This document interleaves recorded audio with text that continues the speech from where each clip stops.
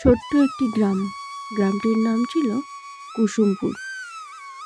চারপাশে ছিল খোলা মাঠ আর বড় বড় বটগাছ, আর ছিল সুন্দর একটি নদী। গ্রামটির চারিপাশে সবুজে ঘেরা। গ্রামের শেষ প্রান্তে ছিল একটি বুড়ো চাষির বাড়ি। তাকে সবাই এক নামে ডাকত। তার নাম হরিদা। বয়স প্রায় 70 বছর। তবু মনের মধ্যে ছিল শিশুদের মতো আচরণ। স্ত্রী চলে গেছে বহু বছর আগে। ছেলেমেয়েরাও শহরে থাকে। বছরে একাধবার হয়তো দেখতে আসে, কিন্তু হরিদা তাদের সাথে যেতে চায় না, কারণ সে এই গ্রামের পশু পাখিদেরকে প্রচণ্ড পরিমাণে ভালোবাসত। ভোর হলেই দেখা যেত তার উঠোনে অনেক রকমের পাখি। সে পাখিদের জন্য চাল, মুড়ি, বিভিন্ন রকমের খাবার ছড়িয়ে রাখত। পাখিরা দলে দলে আসতো আর খেত, আর আনন্দে চিৎকার করত। তার ছোট্ট একটি কাঠবেড়ালি ছিল। সারাদিন পায়ের পাশে ঘুরঘুর ঘুরঘুর করত।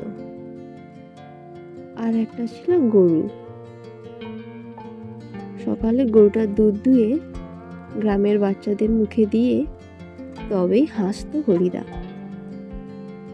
একদিন বিকেলে হঠাৎ হরিদার বাগানে কাজ করতে করতে হঠাৎ পা মুচড়ে যায়। উঠে আর দাঁড়াতে পারে না। পাশে কেউ নেই, ডাকারও উপায় নেই। তখন কাঠবেড়ালিটি কিচকিচ করতে করতে ডাকতে থাকে।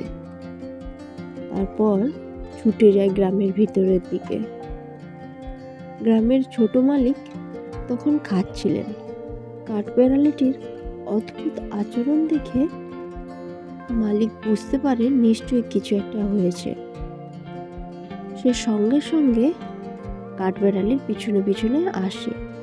কাঠবেড়ালিটিকে দেখে দাদুর বাড়ির কাছে এসে দাঁড়িয়ে পড়ে। ছোট মালিক দেখতে পায় দাদু বাগানের মধ্যে শুয়ে রয়েছে, আর পশু পাখিরা যেন তাকে ঘিরে কোলাহল করতে শুরু করেছে। ছোট মালিক তার কাছে গিয়ে দেখে, ও মা, দাদু তো হাঁটতেই পারবে না, পা তো মোচড় লেগেছে। গ্রামবাসীর সাহায্য নিয়ে দাদুকে ঘরের ভিতরে ঢোকায়।